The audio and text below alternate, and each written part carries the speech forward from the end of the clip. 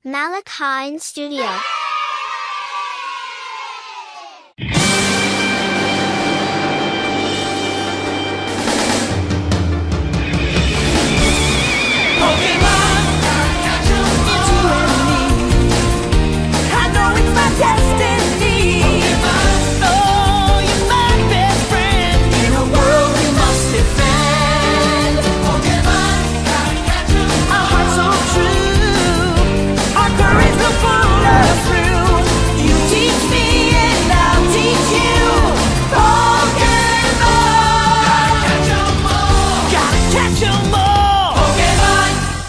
Mga kapatid, tayo nagagalak na magkatipon-tipon sa pagdiriwang na ito para sa mga sanggol na magiging kaarid ng ating sambayang Kristiyano.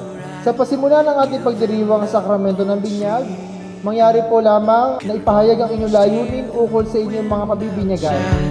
As loud as my heart is beating, the house is quiet, my busy mind wonders what I'm missing. Bilang kinatawan ng sambayan ng Kristiyano, ikinagagalak kung tanggapin ang inyong mga anak sa pamamagitan ng pagkukrus sa kanilang noo.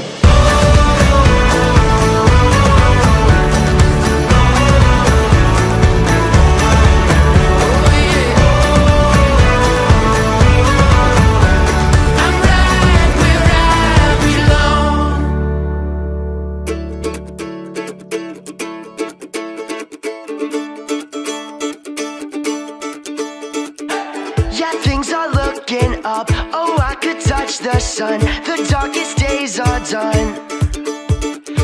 Let worries disappear and forget all your fears. Things never felt so clear.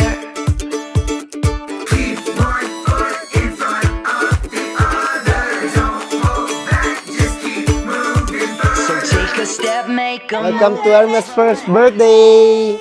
Some things go wrong, but life carries on.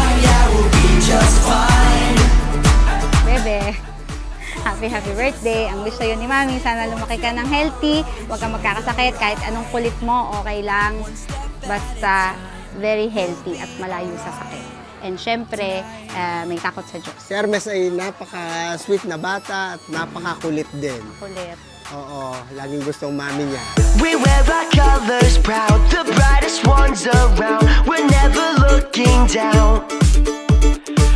So come along with me, we are the missing piece. It's such a sight to see. Happy birthday, Happy birthday! Some things go wrong, but life carries on. Yeah, we'll be just fine. Hello baby Hermes, sana lumaki ka mabait, makinig siyempre kay mami. So, parang ano ulit, back to zero, okay naman. Marunong pa pala. Katulong naman din ng mga kuya sa pag-alaga, pagtingin. Ayun. Thankful din kami kasi may bago kaming baby. And when the rain keeps falling down, just remember to breathe in. Up above this hollow ground is a life worth living. Some things go wrong, but Our birthday boy, Hermes Zyron! your sorrows, live for tomorrow. Enjoy the ride. Enjoy the ride. Some things go wrong, but life carries on. Yeah, we'll be just fine. Happy birthday, Ernest!